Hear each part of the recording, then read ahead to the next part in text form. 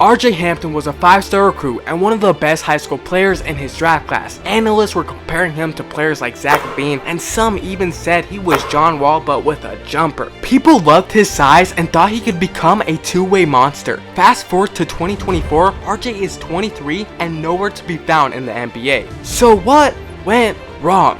Why did RJ never pan out in the NBA, and what has he been doing?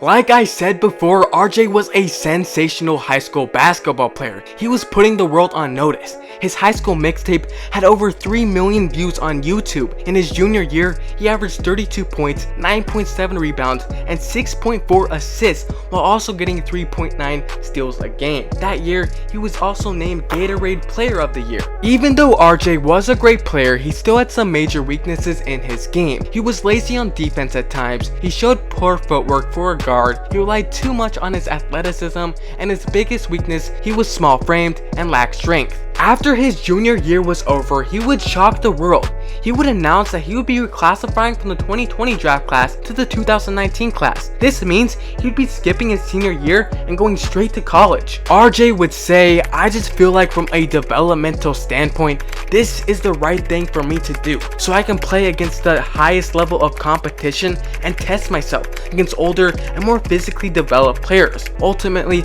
I want to prepare myself for my ultimate goal, which is to play in the NBA." After reclassifying draft classes, many schools were trying to get their hands on RJ Hampton and try to get him to join their team. He would have a long summer, meeting with college coaches and visiting schools, and finally, RJ Hampton had made his decision and was going to announce it on ESPN. Next year, I will be going overseas to play in the Australian Basketball League with the New Zealand Breakers. Once again, RJ would shock the world. He was going to play overseas for the NBL. At the time, this decision was met with a lot of mixed reviews. Some said this was the right choice and brought up players like Luka. Luka went pro at the age of 16 and was playing against grown men. He even won the EuroLeague championship. RJ saw how well his overseas experience translated to the NBA. In year 1, Luka was already a superstar. Others said RJ wasn't ready to go pro and he should develop his game in college. Play underneath a guy like Coach K could really help out his game. He could really work on his weaknesses rather than have to play a reduced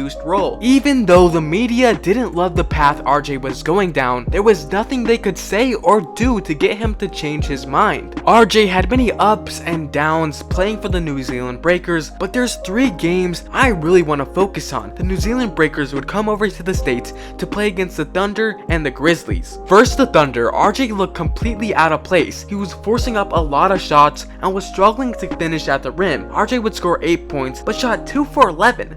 The next game versus the Grizzlies, it got even worse. This game, he only scored a measly 2 points and shot 1 for 8. In the third game I want to talk about, RJ would face off against LaMelo Ball, who also was playing in the NBL. Both were top players in the draft class, so many scouts were at this game. RJ played solid defense on LaMelo, getting a nice block in the first quarter. In the game, he would score 8 points on 4 of 9 shooting. Nothing crazy, but RJ showed a lot of hustle on defense and even got 7 rebounds. RJ's overall season for the NBL was mediocre. He joined a stacked team with a deep roster and he struggled to shoot from 3. He also never got to see him play to his full degree due to him having a lesser role. Coming into the draft, RJ was viewed as a guy just outside the lottery due to his inability to knock down threes at the next level. A shocking fall from where he was projected to go just 1 year earlier. On draft night, RJ would fall all the way to number 24 and would get traded to the Denver Nuggets. People loved this draft pick for the Denver Nuggets. YouTubers and analysts were giving this a B grade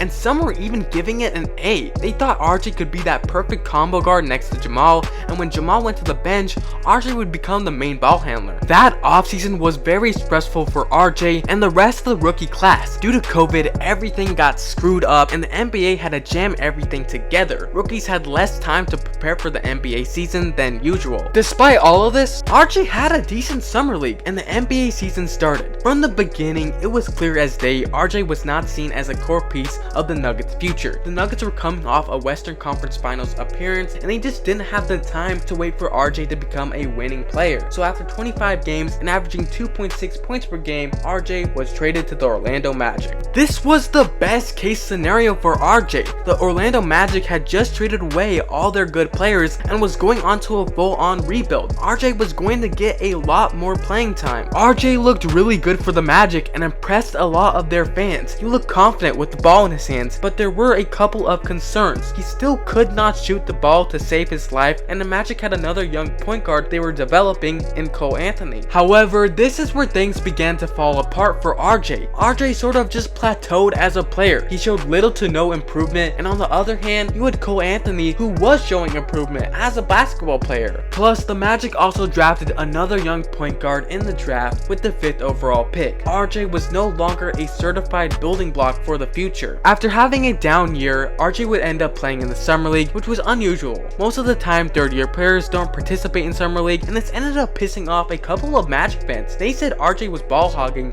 and hurting the development of other young players. With Markelle Fultz coming back from injury, and Jalen Suggs and Cole Anthony looking much improved from the previous season, RJ was waived 26 games into the season. Lucky for RJ, due to him being a 6'5" guard and a top high school prospect, he was bound to get a second chance in the NBA. That second chance came in the form of the Pistons, but once again, RJ could not make it work. Whenever he was on the court, he was just a huge negative. He didn't provide any value on offense. He wasn't a shooter, he didn't make cuts to the rim, and was useless out there. And in the modern NBA, that's just not going to work. He was then let go by the Pistons, and in the following season was picked up by the Miami Heat and only ended up playing 8 games for them. After being waived by 3 teams in less than a year, it looks like Rj Hampton has played his last game as an NBA player. As of 2024, RJ's been bouncing around in the G League, getting passed around like a blunt. He did get a 10-day contract with the Wizards at some point, but he didn't even play a game for them. RJ's also been going viral for a video of him and his baby mama getting into an altercation.